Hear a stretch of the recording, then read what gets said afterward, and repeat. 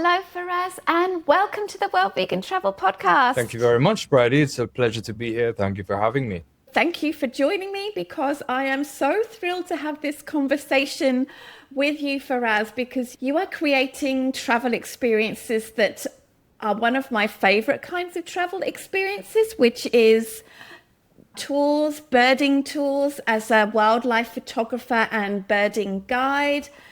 I think many people listening to this thinks that sounds an amazing thing to be able to do and to be a traveler on one of your tours as well. So before we dive into all of these amazing experiences that you offer, can you introduce yourself in your own words, who you are, where you're from, and what your work in wildlife conservation and tourism is all about? Sure. So, hello everyone. My name is Faraaz Abdool, and I come from the twin island nation of Trinidad and Tobago in the southern Caribbean. And my work in tourism really revolves around creating experiences for people by which they can connect, or as I say, reconnect with the natural world. Because as we know, if we look at the news, we're fairly aware that, we're not in the best state ecologically. And my view is that it is purely because of a lack of a connection. Somewhere along the way, we've lost our connection with Mother Earth. So that forms the basis of my work, and that's what I try to do on my trips, is that wherever we go, of course, I have ended up sort of specializing in birds and birding because that's my area of specialty. I started off photographing all of these different animals and so on. And I mean, long before that, I was just always drawn to the natural world. But birds have just been so forthcoming. I mean, I'm looking out of my window now and I'm seeing a little ground dove just, rummaging around in the grass outside. So they're always around. And that's how I kind of gotten more familiarity with them in terms of photographing them and learning more about them. And that's what I like to share with people when we go and journey to these places. So wherever it is that we go, it's the same thing. Birds just happen to be the most forthcoming activity in the landscape. By virtue of doing that, and then, just having these very often thought-provoking, insightful conversations along the way, I try to guide people along a path where we can just, rekindle that connection with the natural rhythms that surround us. And I imagine that taking photos of birds has really a unique set of challenges. I find that it's relatively easy to take an okay picture of an elephant in the wild, but it is much, much more difficult to take an okay picture of birds. So what are the unique challenges with birds that are not present in other animals? Well, I think the main one, the funny thing about birds is that they fly away. I don't know why they do that, but that's the thing. It's annoying, It's isn't really it? annoying. I'm like, why do you fly? But that's the whole magic of them, right? The key is always in knowing their behavior and in just like being kind to them, because very often we can get excited and we run towards them or we approach them too closely because everything has their personal space, right? And once we respect the personal space of birds, we can make really, really nice pictures. Of course, there are other technicalities that come into play, such as what type of camera you're using, how is the light, and all of these different things, a number of factors, which coincidentally I also teach, because I teach bird photography every year. I run a 4-part course, shameless self-promotion, as we say. Please self-promote. Go ahead. So that's done through an organization called Bird Alliance of Oregon, based in the Western US. So it's all online. All that is to say that there are a lot of technical aspects that come into it, but the key challenge is always just being kind and being aware of how we are behaving towards the birds. And when you do that, then they teach you how they behave. They teach you all of the little idiosyncrasies. And one, you get better experiences, and two, you get better photos. I really invite listeners to go onto Faraaz's website. I went on again to his website before joining him on this call, and it's a new website, and I'm just blown away with the beautiful images that you have created. I mean, you obviously have an eye for this, and you have worked so hard on this skill, and these photographs that you're taking of birds and other animals absolutely take my breath away. They're really so special. So Listeners, please go and check out the website. It's really Thank amazing. you. So let's talk about Trinidad and Tobago as a nature destination. I have to say, it never really occurred to me as a nature destination, to be honest. My friend is just finishing up having lived there for nearly 2 years, so I've learnt a little bit more. But what makes these islands extraordinary when it comes to nature experiences? Well, that's a lovely question and a very relevant one. So it boils down to the geological history of the islands. They do not have the same geological history. They have very different histories. So I would start with Trinidad. Trinidad has a very short life as an island. Trinidad is very much a continental island. It has been part of South America for a very long time, up until the end of the last ice age. So as the ice melted about 10 or 11,000 years ago, the sea levels rose and flooded the land bridge between Trinidad and Venezuela. So we have actually a very active history with the indigenous people of South America, that they would be walking from the mainland, they call it the main, to the island called Airi or Kairi in their native language. And they would be back between main and island. And it's when that land bridge flooded, then is when Trinidad itself as an island was born. So it's in geological history, it's a very short time frame. So it's a short time frame, plus Trinidad has a lot of South American flora and fauna, because it was South American, right? Tobago, on the other hand, is a piece of rock that's been drifting eastward for the last 65 million years. And it started from somewhere around Panama, like in the northwest of South America. And it started drifting eastward from there. So it passed Colombia, it passed Venezuela, and it is now just off the northeastern coast of Trinidad. And so that is a longer history.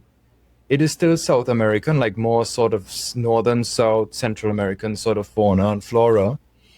But that length of time, those millions of years, means that a number of endemic species have evolved.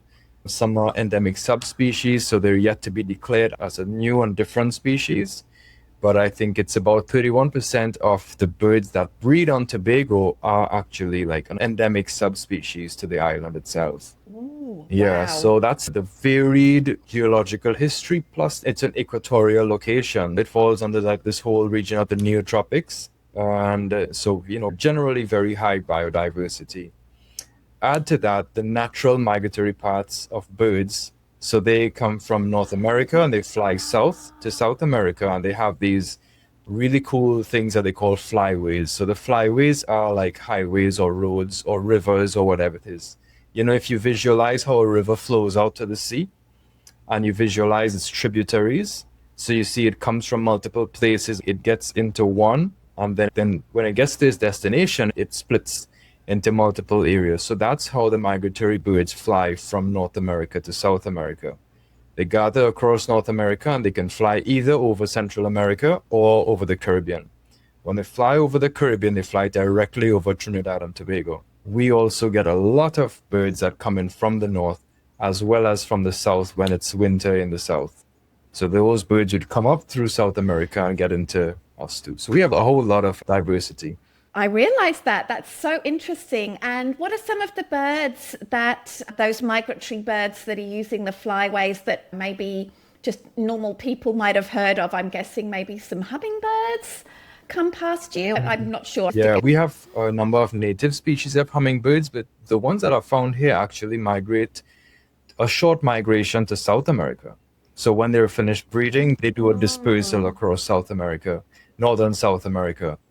But I would say like the birds that people would know, like some swallows, some warblers, some thrushes, like these small songbirds. What about maybe the peregrine falcon? It's the fastest bird on earth. And, it's regularly hunting pigeons through New York City. But in wintertime, it's here. I'm embarrassed to say that I did not know that peregrine falcons migrated that Yeah. far. Yeah, they follow a lot of the other smaller birds that we may not be familiar with. And are there any other unique species that listeners may know about, maybe bird families that are particularly well known and can be seen in Trinidad and Oh, Tobago? Trinidad and Tobago is widely known as the perfect introduction to neotropical birding Oh, because we have representatives from a number of the major neotropical bird families. So we have toucans, we have motmots, we have jacamas, we have all sorts of interesting families, but within each family there is one species. So you don't have to be like, oh, there's a toucan. Wait, which one is it? It's not overwhelming. I love it. Okay, if someone just had a few days in Trinidad and Tobago and they were with you, looking at birds, looking at nature, what would surprise them most, do you think? I would say the quickness by which we can change the habitat. Like we can start the morning in this very cool mountainous area. It's, like huge trees with big leaves and it's misty and all of these magical things. And then we have lunch and the afternoon finds us in a mangrove swamp, for example. And it's totally different. It's totally Okay. different humidity, temperature, flora, fauna, everything. The whole vibe is different. So that ability to switch vibration in a way within a short space of time, I think that's what would really surprise a lot of people. And how big is Trinidad and Tobago? Could you explain like the diameters of the islands and how you get from one island to the other and how long it takes? Now I know the area. It's about, I think it is 5,000, just over 5,000 square kilometers, 5,131, I think. Okay. Oh, Yeah, big. it's fairly small. Trinidad has about 1.4 million people on it. So, what you have to take into consideration when you're getting around, in theory, it doesn't take a long time, right? It's a short distance, but traffic. There's often a lot of traffic, Right. especially in the western half of the island. So, that's just something to take into consideration. You can drive from one end to the next within maybe anywhere between 2 and 3 hours, depending on the traffic. My friend who lives in Trinidad and Tobago, she does say that the traffic can be quite difficult Absolutely, yeah. at Yeah. times. Yeah, quite bad. So you offer a primates and hummingbirds experience, Mhm. correct? Could you tell us where this takes place and what we are likely to see during that So time? I mentioned that most of the traffic is on the western side, right, of the island. So this entire thing takes place on the eastern side. So we're going to go far away from people, which is Ah, typically ideal. And we start in a wetland on the east coast. So the east coast of Trinidad is the Atlantic coast. So it's a very wild, ancient coast. And it's battered by winds all the time. So the salinity of the wetland is different. But that area, that little wetland there, it borders into some other lowland forest. That's the only place where we can currently see our two native primate species. So basically, we get to a oh, point in the swamp, we jump on a boat, and it has to be a tiny boat, like a tiny flat bottom boat. It's for like places that have like it's a very shallow water because it's shallow channels that we're going through. So the whole thing is it's tide dependent. We have to make sure that the low tide doesn't catch us there because like we're going into the swamp into like a little sandy peninsula, and that is only accessible by boat or a very long walk. So we want to make sure that, it's planned properly so that we don't get caught there on low tide. Because even if you right. jump out, it's mud, right? That whole area is very muddy. Mangrove swamp, so Oh, you just sink when you jump out anyway. But yeah, in those channels, we're looking out for multiple species of kingfishers and herons and manatees. You know what manatees are? These huge, people used to call them sea cows, right? Or like dugongs, different species. But we have the West Indian manatee, and that's one of the few places in the country to find it. And when we get to this place now, we come out, we walk on this kind of, it feels like an ancient beach because it's very sandy. We always go with a local forester because you need a permit to enter there. It's a protected wildlife sanctuary. So, and one of the things that I always do on all of my tours is wherever possible, wherever there is a guide, like a village guide, I always try to employ these people just to give them more involvement in the local tourism sector. I mean, I know the birds, I know the places to go. I could take people, but it's about putting money in the community as well, yeah? But yeah, it's the two species of primates that we can find there are the red howler monkey, and we hear Oh, those a lot of times before we see them. And the Trinidad white-spotted, yeah. I know So they're capuchin. smaller, Yeah, like we yeah. know the ones in Costa Rica, the black ones with the white face. And these are similar, but they're all white. And they are actually critically endangered. They're only found on Trinidad. The monkeys are wild. Everything is wild there. So there is no guarantee of seeing them, but we will try. Our local forester would know where they're feeding. He would know what trees are in fruit or whatever. He would see their scat on the ground and look up and say, okay, they were just here, and that kind of thing. It's really exciting. But all of that, looking for monkeys, it tends to work up an appetite. So then after that, now I take people further north into the forest where we go to this, like there's a family that have a little estate in the hills. It's like within a national park in the northeast. And they have hummingbird feeders, they have fruit feeders. So you get a boatload of birds, just like, all every color of the rainbow. And they're coming in right in front of your face. And so typically we get trouble getting people to eat. It's a home cooked meal and it's delicious and everything, but there are just so many distractions, right? So yeah, it's just a nice family vibe. Fabulous. Oh, that just sounds like an absolutely wonderful day. So, is that a one day experience that they can have with you? I do multi-day trips because it's a lot of effort that gets into planning all of these things. So if I do multiple single day trips, I'm putting out a lot more effort. And it's just based on the varied things that I do. I've decided that I need to streamline how I do things. So that day would form one day in a multi-day excursion. That sounds lovely. And are you booking people's hotels, reserving hotels for them as Yes. well? Everything. Yeah, all the Yeah. lodging, the meals, transport, domestic flights as well. Because I didn't answer that part of the question. You're asking about how do we transfer between one island to the next. There are domestic flights that run multiple domestic flights for the day. And there's also a ferry, which takes about 3 hours to get from one island to the next. That's not so that's not so long at all. That's easy. Yeah, it is. Okay. And I think one of the days on your tours is a journey to a remote mountain village and a farm to table meal. Could you tell us more about that? So that village is a village called Brazo Seco. And if you look for Brazo Seco on the map, you'll see it's right nestled within the mountains. So the northern end of Trinidad is entirely a mountain range called the Northern Range. The Northern Range is the northernmost outcrop of the Andes. So the Andes, it comes up all through South America, then curves eastward through Colombia, Venezuela. The end of it is in Trinidad. So there's one road that goes from the northern coast over the mountains into the more populous areas south of the Northern Range. One of those roads is the Arima Blanchisseuse Road. Blanchisseuse is French for Okay. washerwoman, and my French is poor, so I'm sorry to all French speakers. But along that road, there's a turnoff, and it takes you from sea level up until about 600 meters above sea level.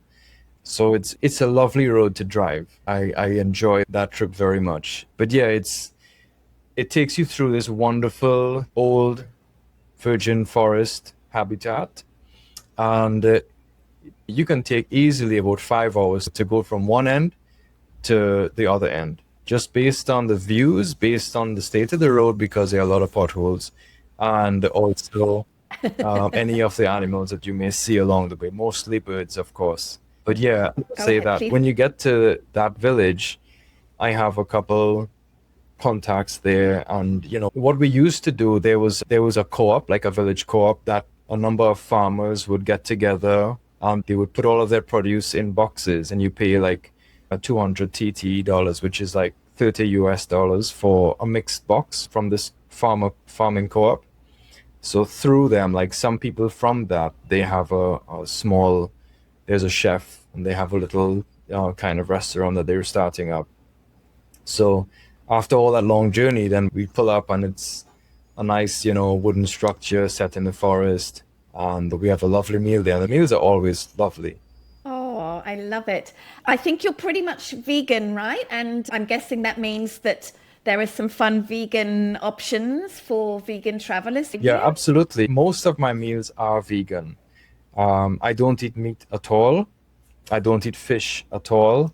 I do very minimal dairy because sometimes dairy is unavoidable on travels. If you check my website, you'll know that I go to some fairly remote locations, and I do still eat eggs from time to time. The reason I keep on doing that is just to make sure that my body is fine, just in case I'm in some remote location and as a tour leader, there's no option of really taking a lion. You always have to be out and about. So yeah, it's in Trinidad and Tobago, it is very easy to eat vegan all the time. In Tobago, a little less so.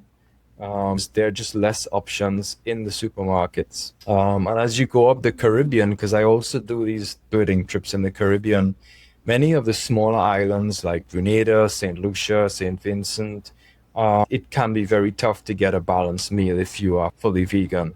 You have to know exactly where you're going. Um, and sometimes I end up having to carry power bars, like granola bars and stuff like that, just to supplement myself. But yeah, it's in Trinidad and Tobago. I work with all of these different chefs. So I just tell them, it's not like restaurants that I'm always taking people to. Many of them are private chefs, like the one in Brasso Seco that I just told you about. I know him really well, and he loves to cook vegan. The estate in the Northeast with the hummingbirds and stuff like that, these are people who I know. I spent a lot of time in these sort of fringe countercultures circuits, and a lot of us ended up being chefs. So I have a lot of contacts too. I love it. Sounds delicious. And I'm sure there's an abundance of beautiful fruits and vegetables and nuts and seeds and beans in the Caribbean, I guess, from what I've read. I don't know because I've never been there, but it seems like there would be an abundance of beautiful fruits and veggies there. Yeah, absolutely. A lot of fruits, a lot of veggies, but we're still like now coming out of there's like a breakaway from Western diets, and the Western diet is like a very meat heavy diet. And we are now trying to get away from that, and people are reconnecting with things. So you get people doing a lot of innovative things with food that are non-meat options and totally vegan options as well. I had a burger, for example. There was a bistro that sadly is closed now, but there's a bistro in the south of the island. And I had this burger from there. The patty was black bean, black mushroom, and beet. So it was all of that just blended in.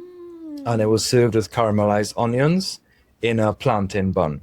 So Plantain bun, how fun! That sounds exactly. So the delicious. bun itself, there was no bread involved. It was simply two huge slices of plantains. Oh, that was so delicious.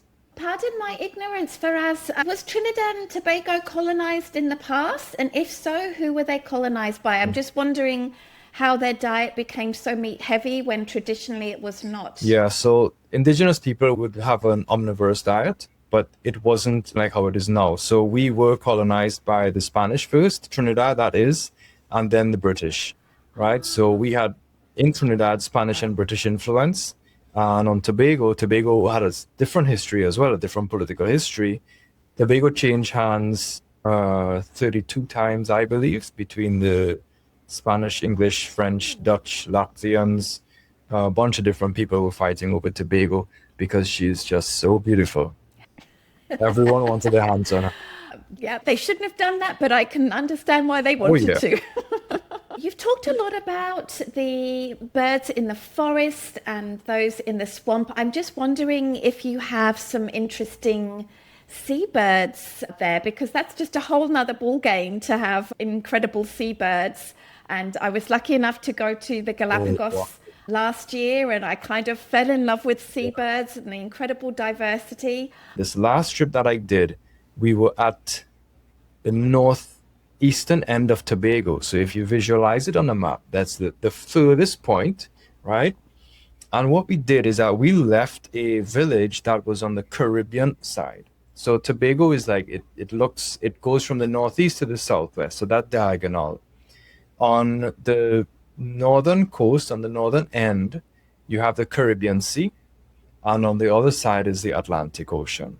So there are two very distinct oceans, different modes, different energies, different environments, all of these different things, right? And different coastlines as well. So we leave from a village on the Caribbean side and we head north on a boat. And it's like we've just spent the day. We got a locally made lunch at a restaurant there, a village restaurant. We got in a boat, we got out, we did some snorkeling, people just soaked in the water, and it's like idyllic Caribbean Sea kind of vibe. We leave from the Caribbean Sea, we go north, we circumnavigate the northernmost islands of Trinidad and Tobago, which are some tiny islands like seabird sanctuaries on the northern end. We circumnavigate those, we take in the sights, we got seabirds coming out, like multiple species of seabirds just flying around the boat, accompanying us as we go. We saw maybe easily like 5 or 6 different seabird species while we were there around those islands. And beyond that is just open ocean, that's open Atlantic. In doing that, we cross over from the Caribbean Sea into the Atlantic Ocean. And then we come back into port, but we come back into another village on the Atlantic side. So we start in one ocean, but we end in another ocean. In between, we went around these islands, saw a boatload of seabirds.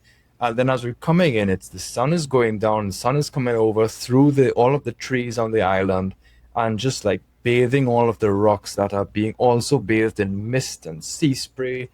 It was so magical. The birds were flying around, and these are like some of the seabirds, they're like little angels. They have these long white wings, their tails are long, have tail streamers and stuff like that.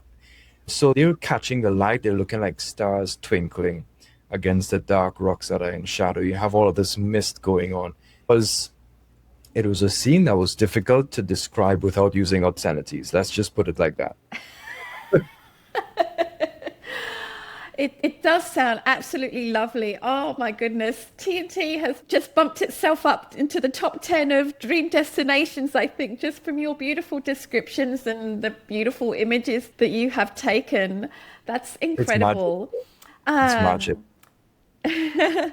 So you've mentioned that even though TNT is like a tropical destination, it sounds like there could be some times of years that could be better to visit for wildlife than others. When are the best times, or what different times? Because maybe people should go back more than once. Yeah, so many people who visit here, they come back. And, the group that I just had, so many of them promised, we will be back, we will be back. Because there's so much to see. So like around now, like this time of year, lots of the birds are building nests and they're raising young. So we get to see a lot of different kinds of behaviors. And also like from March up until June, it's like prime turtle nesting habitat, like availability. It's activity is the word I was looking for. It's such a high level of the mothers are coming up on the beach and they're laying the eggs. And it reaches its highest concentration with adults on the beach like around this time of year, May into June. But then as we go into June and further on beyond June, let's say June through September, sometimes the activities of the birds tend to ease up a little bit. We get less bird activity, but then you have more turtle activity because you have the babies coming out. Because the little baby turtles come out on the beach and they're running in and the mothers are coming to lay and it's all fabulous.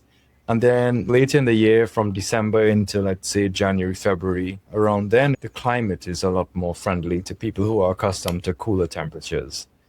Those are our coolest months. There's something to be said for that because you're traipsing around in quite difficult environments, I imagine. You talked about swamps, you talked about mountains and big forests. I'm guessing a lot of them are very tropical. I'm sure having good weather conditions is going to make things a little bit easier. Oh, yeah, absolutely. I mean, to be fair, we don't get hurricanes because we are south of the Atlantic hurricane belt. So that's always really appreciated. I love it. All right, Faraz, it's been so wonderful to talk with you. And I do want to learn about what your projects are that you're working on at the moment and what your future plans are for your bird photography Yes. holidays. So the biggest project that I'm working on right now is actually a little book. It's going to be a guidebook to the birds of Trinidad and Tobago. It will be a photographic guide, and it is scheduled to be published in 2027. So mark your calendars sometime during the year. It's going to be released. I can't share too many other details. We haven't gotten a cover yet from the publisher, but as soon as I get the cover, I will be sharing it on my website along with like further details and so on. There are a few pictures of birds that I still need. So I'm still working on those, some of the more difficult species and so on.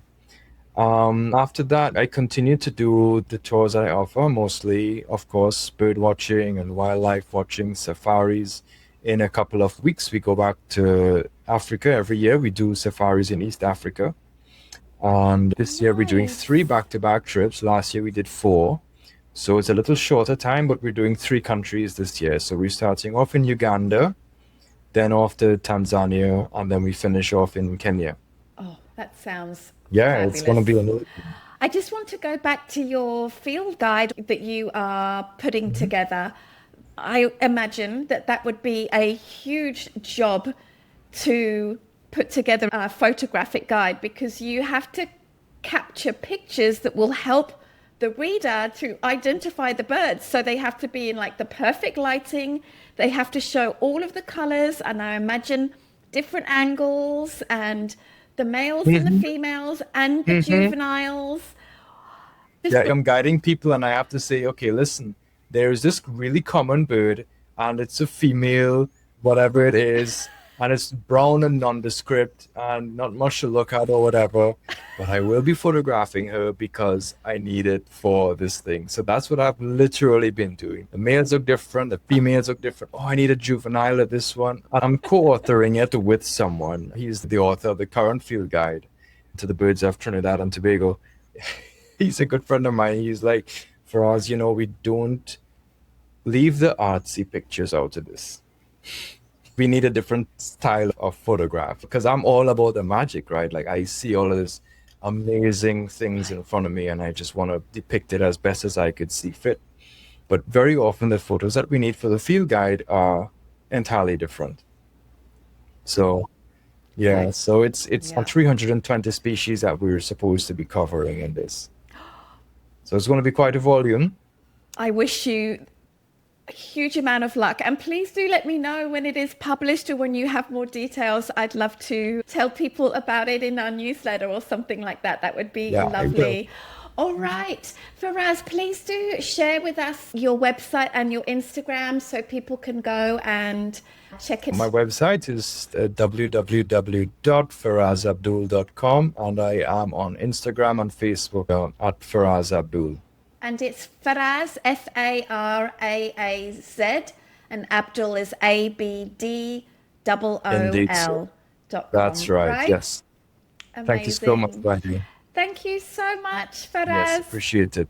Thanks for having me.